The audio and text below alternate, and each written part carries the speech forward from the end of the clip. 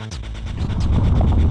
are now listening to the Serious Growth Podcast with your host, Leo Costa Jr. Well, here we are again. I love doing this Serious Growth Podcast. You know, what I do a lot of times in the mornings, I just, for the hell of it, to annoy myself, is I take a look at Google News. They're always putting stuff out there as it relates to how to put on more muscle, what's the best way. I got to tell you, man, I don't know where the fuck these people come from with some of the stuff that I see. I mean, that's part of the reason why I wrote Exposing Fake Trainers. I got a lot of my material right off Google News. I don't know how they get on there. Blows my mind. It certainly isn't because of someone who understands what they're saying on Google News based on firsthand experience. It can't be, or I've lost my damn mind. That's for sure. So anyway, one of the things I wanted to talk about today was the one training objective. And this is a big one for me. And for those of you who are really interested on putting on insane amount of muscle, or even if it's the flip side of that, if you're getting ready for a competition and you're trying to get rid of body fat, you have to have one stated goal primarily. This has been a while back. Julian Michaels, she said something about, if you want to be really efficient, do a strength training cardio workout. What the fuck is that about? Strength training cardio workout? No. As it relates to being efficient, no, that's not true. I'm surprised. I would think that somebody like that, I mean, she knows her stuff, kind of. No, multitasking is not the most efficient way. You cannot effectively, efficiently put on strength and burn body fat in the strength cardio workout. No, but maybe it's just that that's not what she was really talking about, or what they're talking about in this article. I am a bodybuilder. I am a meathead bodybuilder. And I would tell you that most bodybuilders' mindset is muscle, baby. A lot of muscle first. Getting lean is something that we also like doing. But it's off season that we're that, because when we get lean, we get really lean. You don't get like that by multitasking. And so the truth of the matter is, multitasking is inefficient. State the goal that you're trying to achieve and give yourself enough time to do that. If you're that person that doesn't have enough time, well, listen, that's the second best thing. But you're going to compromise both of those things. You're going to compromise cardio in its effectiveness as well as putting on muscle. It's got to be one or the other. Believe it or not, you know that when you're eating, you're going to get a much better result as far as digestion is concerned if you eat alone than compared to when you're eating with somebody. Look, I get it. I mean, what's the point, right? Most people are going to say, well, fuck it. I don't care about digestion that much to do that. Now, that's not my point. My point is, if you want to get the most out of your eating, don't multitask. Eat alone. I mean, maybe you can't handle that. I'm not that social, so it doesn't bother me that I eat alone. I don't want to be bothered anyway. But the same thing applies to that as well. State your goal.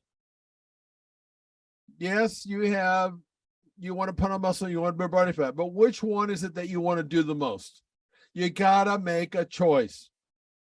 That's just the ugly truth. Otherwise, compromise both of them. Go out to dinner and have, people. That's okay. It really is okay. Understand that I'm just coming from someone who wants to get the most out of what they're doing. I don't have time to waste time. I see that as a waste of time. All right, let's take a quick break so I can tell you about our product. Do you want a bone-crushing grip? Good, because you're gonna get one with the amazing new TRS gripper. It's a progressive grip builder with longer handles and a special ergonomic design that's like a dozen hand grippers in one. Start off easy and work your way up to quickly build your grip strength from wet noodle to pulverizing. The package includes a video from the world-famous strength coach, Dr. Russ Horine, the man who worked with Leo Costa to help bring you big beyond belief in the Bulgarian power burst. Dr. Horine shows you a simple and easy to follow workout plan that takes just minutes a day right from in front of your TV set if you want. So click on the link below and let's get started building you a stronger, firmer, bone-crushing grip.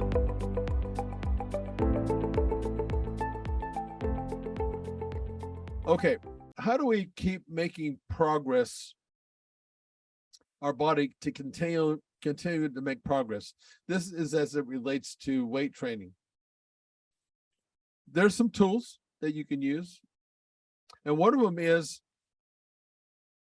and this goes to, instead of always changing the weight that you're using, one of the things that you can do is change the angle of your training, because your body is so specific in the way it adapts.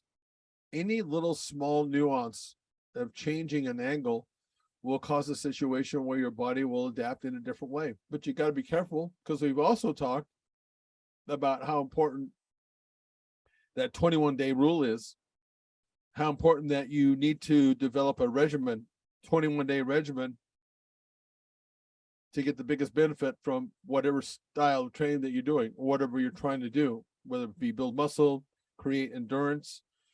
So you got to be careful. But changing the angle when you're training, you should be setting your program up in a way that there's always a way when you're training your body parts that not every body part is moving along at the same pace. And you can create a program where you're able to use that technique of changing the angle to get a certain result. Bodybuilding really is about being a sculptor. It really is. And the closer and the more that you get to your peak, because we all have a point where we can only put on at some point so much muscle, because you can't eat possibly enough, and there's limitations there. I mean, let's just be real. It would be nice if, I think maybe if that didn't happen, but that's just the reality of that. So, create when you're setting up your training program, create to where you can use these different tools, changing the angle with certain body parts. The other thing that you can do is changing the tempo. Changing your tempo creates a nuance to the muscle. Your muscle is always trying to adapt to its environment immediately. Every single time is trying to do that. So you can change that dynamic by just simply slowing down the tempo, tension through space, but speeding it up as well is actually very important too. These are just all tools in your tool belt that you have that you can use on the fly, where you don't have to, it doesn't have to disrupt your tempo, because tempo is very important in itself of the whole program. You should be following as a bodybuilder, you should be following a tempo that's more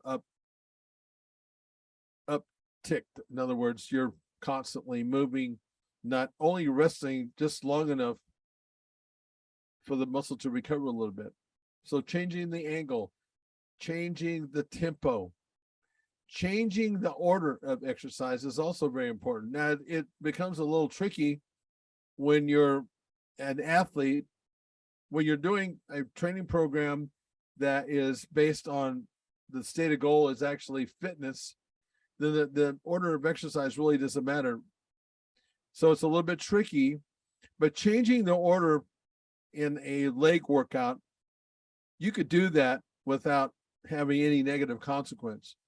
And just changing that order a little bit, changing the angle, changing the tempo. These are all things that will, see, this is when you get down to, as we get closer and closer to our potential, our full athletic potential, you have to fight for every little bit of progress that you possibly can, because your body is at a point now where there's not much wiggle room. So how do you get the rest of that? How do you get everything out of your body? These are some of the things that you can do that can take you just a little bit further, because you know something? If you're that person that's competing at a very high level, everybody's good, you know? So what is it that you can do to create that edge, that small edge? It's a game of inches. Any athletic sport that you get into that's highly competitive at some point comes down to those. It's a game of inches. How well have you done to close down all those loopholes? Because when it gets right down to it, that's when you start separating those athletes, those ones that are absolutely willing to do whatever it takes at all costs. As it relates to bodybuilders eating clean all the time, look, there are a few people that are out there that'll always eat very clean, but if you're that person that wants to get as big as humanly possible, I'm still a putting on muscle mass junkie. Can't get it out of my head. I mean, I like being really lean, but I like putting on muscle. I like that idea. And I get off on that way more than I do staying really lean. But I think that it's important to understand possibly that maybe for the people that aren't at that high level, is that you might think that bodybuilders eat clean all the time. We don't. It's impossible. Because if you're somebody who is, okay, look, if you're somebody who's weighing 150 pounds compared to somebody who's weighing 250, I should say it's nearly impossible to eat clean. You can't possibly get that many. Look, I mean, at my level here, and I'm retired and I'm just a broken down old dude trying to put on muscle. And at 221, 22 pounds right now, there are a couple days out of the week that I'm eating 7,000 to 8,000 calories each time. That's a full-time fucking job, man. And to think that I could do that eating clean, no.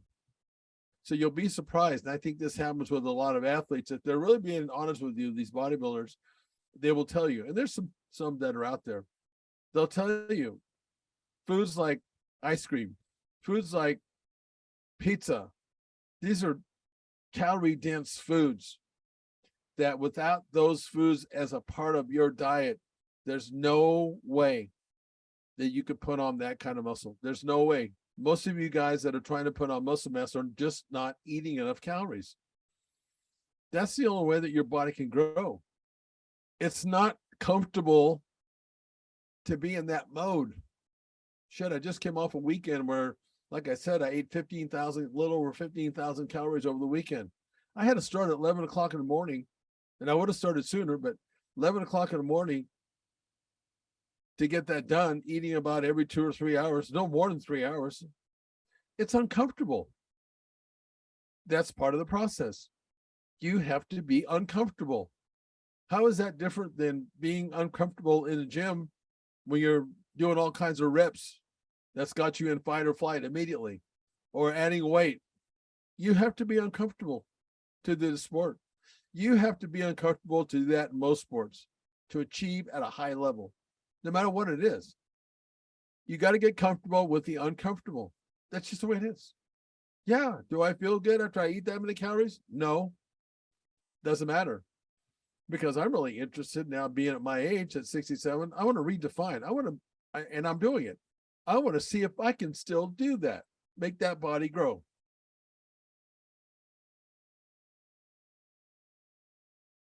So don't let anybody mislead you. You know, I've talked about before where back in the day when I was looking at magazines, I'd see these guys in these articles and I was just believing too much of what they were saying. Don't be misled.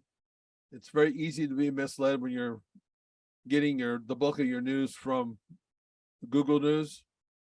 And I'm not saying that it's all bad, but as it relates to the nuances of, in this case, bodybuilding, you know, I've told people before, you have to know, first of all, you have to be enthusiastic enough to want to learn new stuff. And it goes against our human nature because we are that human that our physiology is, it wants to take the path of least resistance. And when I say your physiology, I mean your mind too. So we just have a tendency of getting comfortable. And it takes discipline on a daily basis to stay on that mode to where you're not ever really fully adapting to comfortable. If you can do that, and I'll tell you right now, it's not that easy. It's easier said than done. But if you can do that, then you'll be amazed at what your body can do. It's never easy. Look, if you're not growing or dying, it's always like that.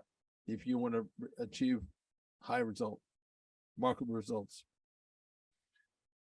All right, that's all I got to talk about today. We have this on Thursday mornings just to alert some of you. We're doing live Facebook Live, and it's reaching out to our silverback inner circle following, but it also applies to those of you who are serious growthers, as well as somebody who's really interested in learning about stuff that's not readily talked about. It's stuff that's in some ways counterintuitive. It's stuff that goes against the grain as far as the information that's being talked about. But it's information that will always work for you. But again, when you're talking about being counterintuitive, you're talking about having to live in a world where you're constantly challenging yourself and you're challenging being in a comfortable zone. If you're in that zone, you're done. You're finished. Until next time, go get some serious growth. Get uncomfortable. Talk to you next time. Thanks for listening to the Serious Growth Podcast. For more episodes like the one you just listened to, subscribe to us on your mobile podcast app and leave us a review. If you'd like to reach out, you can find us online at seriousgrowth.com. Until next time, train smart and train hard.